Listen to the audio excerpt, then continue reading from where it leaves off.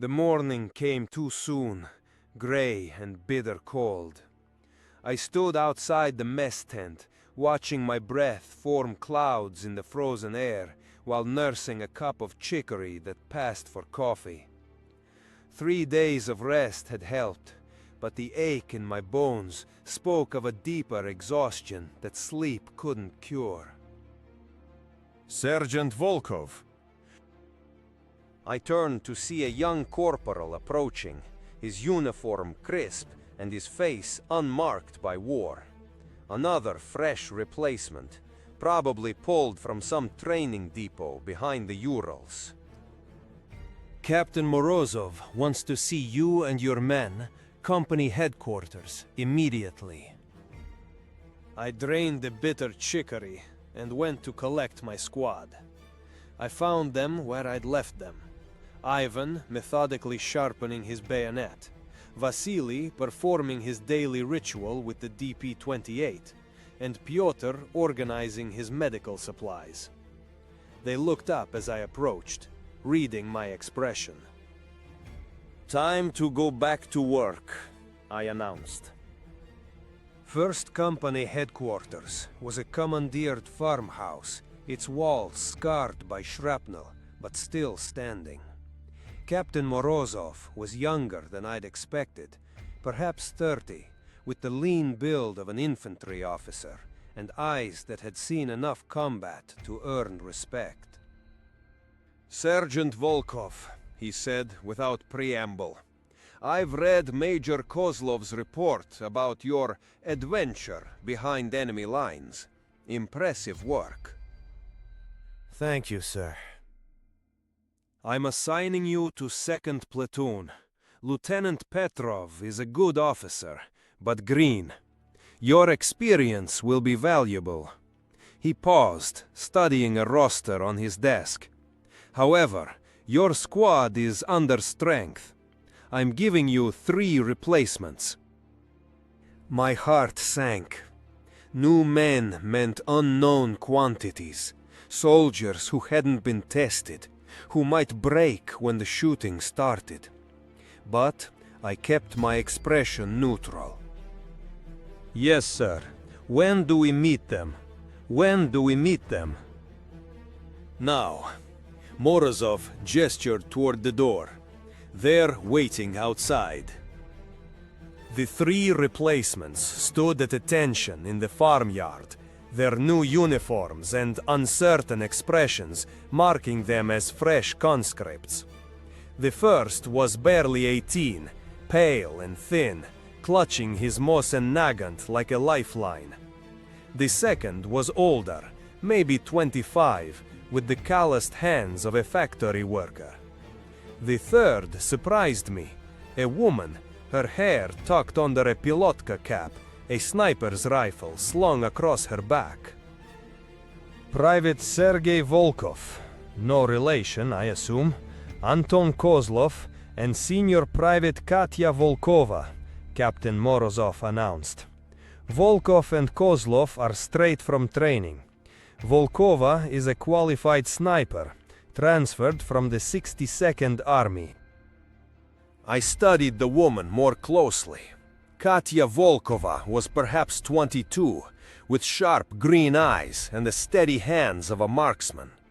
Her uniform bore the faded outline where guards' badges had been removed.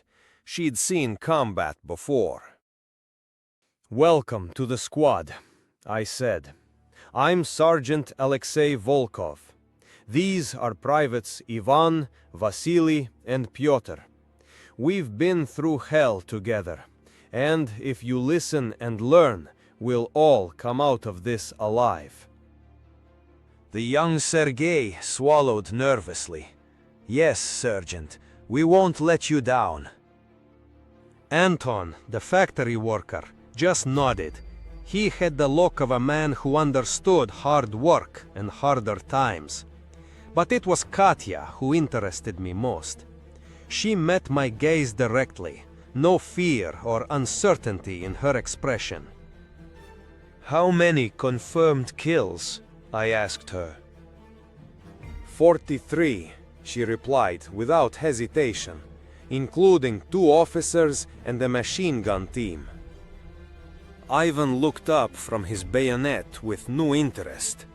A sniper with that many kills had earned her place through skill and courage. Maybe these replacements wouldn't be dead weight after all. "All right," I said. "First lesson. In this squad, we look after each other. No heroes, no individual glory. We fight as one or we die as one. Understood?" All 3 nodded, though I could see the doubt in young Sergei's eyes. He'd learn, or he wouldn't last long enough for it to matter. Captain Morozov stepped forward. "Your first assignment is reconnaissance.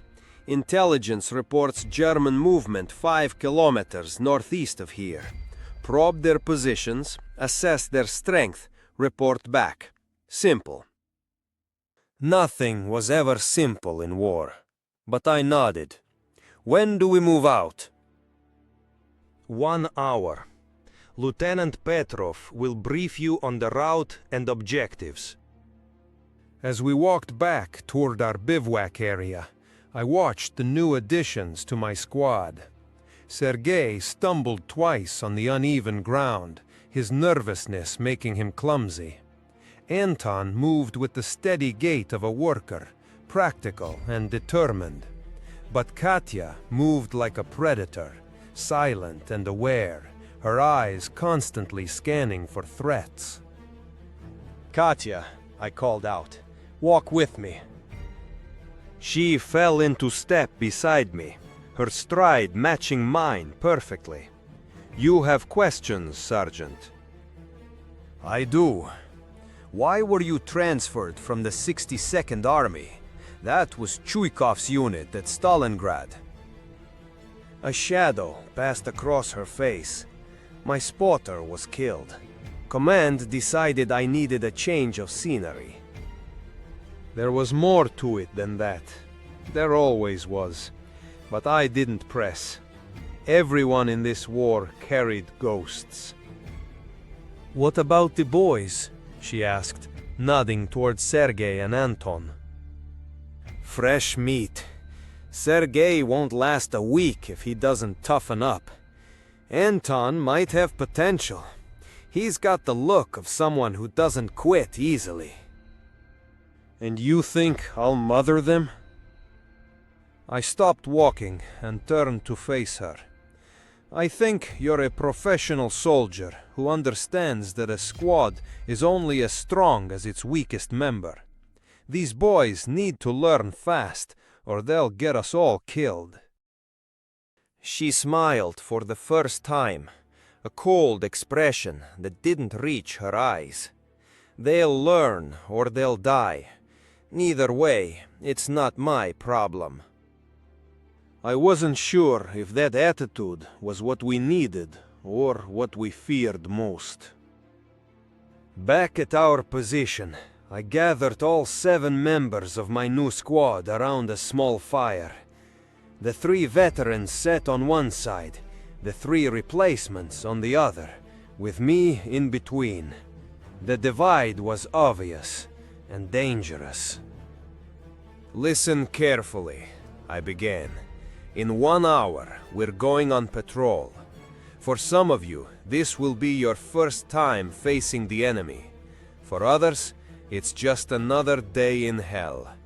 Either way, we go together and we come back together." I looked directly at Sergei. "You're scared. Good. Fear keeps you alive, but panic gets you killed. Stay close to Pyotr, do what he tells you, and you might live to see tomorrow." The boy nodded rapidly, his Adam's apple bobbing with nervous swallows. "Anton, you've got steady hands and a worker's discipline. That's valuable. But this isn't a factory floor. The machinery here shoots back. Stay alert, follow orders, trust your squad mates." The older man met my gaze steadily. Understood, Sergeant. Finally, I turn to Katya. You're our new long-range assets. Ivan will spot for you until we can find you a proper partner.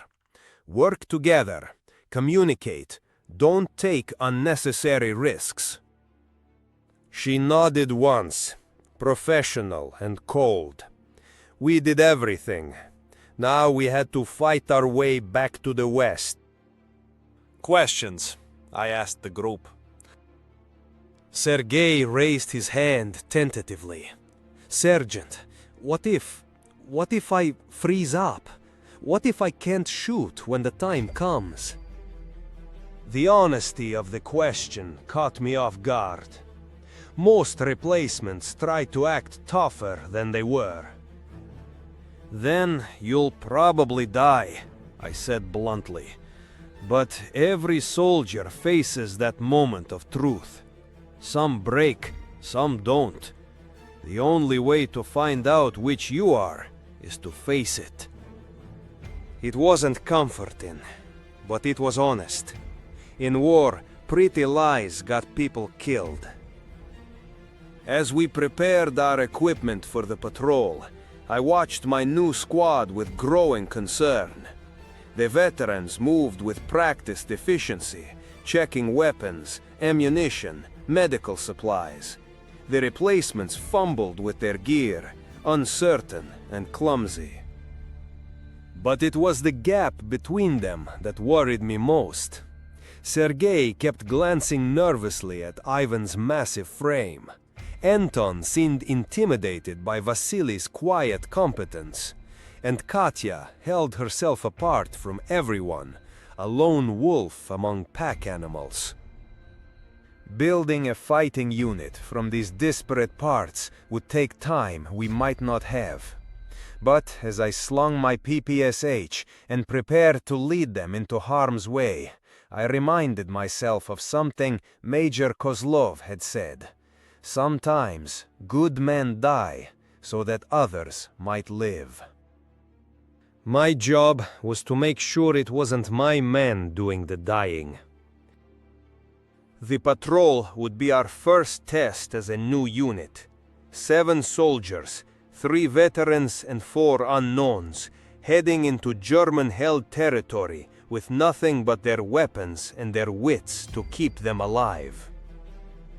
As we moved out toward the tree line, the morning sun finally broke through the clouds, casting long shadows across the snow. It should have been beautiful. Instead, it felt like an omen.